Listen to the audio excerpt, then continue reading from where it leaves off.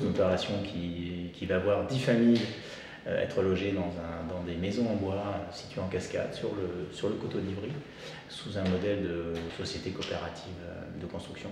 Là où le premier bailleur social du 94 a échoué, des habitants, et puis nous à Atelier 15, on a décidé d'aller voir la mairie, de dire là où eux ont échoué, nous, on va réussir avec une coopérative. Voilà, donc ça c'est le premier offre. Le deuxième offre, c'est qu'on a eu la chance de participer au Rencontre nationale de l'habitat participatif à Grenoble et d'avoir suivi l'invitation faite par Cécile Dufaux à la société civile, à ceux qui produisent et qui sont féconds d'expérimentation. Et en l'occurrence, on avait imaginé que ce projet-là pourrait servir aussi de modèle à un travail législatif. On veut démontrer par ce projet qu'on peut habiter en ville, tout en habitant sain et autrement. Rendre constructible ce terrain, c'est faire de la construction légère, c'est faire de la construction en bois, c'est utiliser un système de fondation sec, qu'on appelle le technopieu, donc des pieux acier qui sont vissés dans le sol. C'est suivre la pente, c'est aller chercher des systèmes de construction en cascade qui évitent de faire des déblais, des remblais, c'est réutiliser les matériaux de construction sur place pour tenir le terrain et retenir les terres. On renoue à un grand paradoxe qui est que quand on fait du logement collectif, on ne rencontre jamais les gens qui vont habiter dedans. Donc là, c'est une chance, avant tout, pour nous. Et il faut apprendre en effet à changer un peu cette méthode de travail. Déjà, il faut apprendre à faire l'expérience d'un groupe, du collectif. C'est trituré par tout un tas de contradictions, ça n'arrive pas forcément toujours à se mettre d'accord, il faut arriver à tempérer tout ça et à être à l'écoute aussi de voix peut-être minoritaires dans le groupe qui sont peut-être les gens qui ont raison au final. Donc ça, c'est un premier point. Deuxième point, c'est qu'on relégitime dans ce travail-là la position de l'habitant dans la production du logement. On redéfinit ce qu'on pourrait appeler une maîtrise d'usage, parce que ces gens-là, en fait, sont sachants.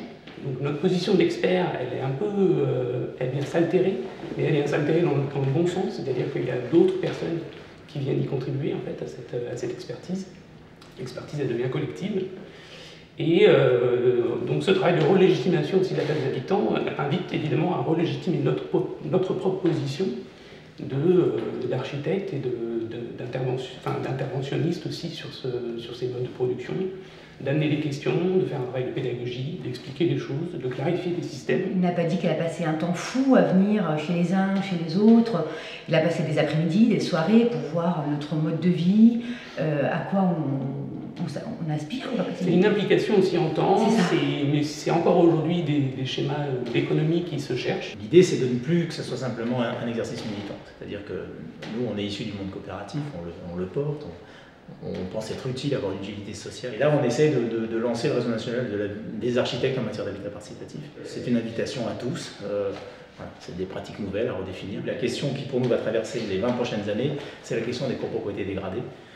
Tous les exemples nous montrent que c'est significatif, et donc si on ne trouve pas une manière de reprendre main avec une volonté collective, et puis on pense, nous, qu'on va aller dans le mur sur les copropriétés, et donc il faut faire évoluer le statut des copropriétés de manière extrêmement forte, en imaginant que les copropriétés pourraient devenir demain des coopératives. On va tenter de déconnecter la question de combien je pèse dans une assemblée générale copropriétaire, avec une autre question qui nous paraît plus légitime, je ne vaux pas plus que quelqu'un d'autre en termes de ce que je veux faire dans cette copropriété. Donc l'idée, c'est qu'on reviendrait quand même sur la notion d'un foyer égale une voix, quel que soit le nombre de mètres carrés que l'on possède. Voilà. Ça va être très compliqué, c'est encore une bagarre législative, parce que cela n'existe pas. Et ce n'est pas parce que ça n'existe pas qu'on ne le fait pas.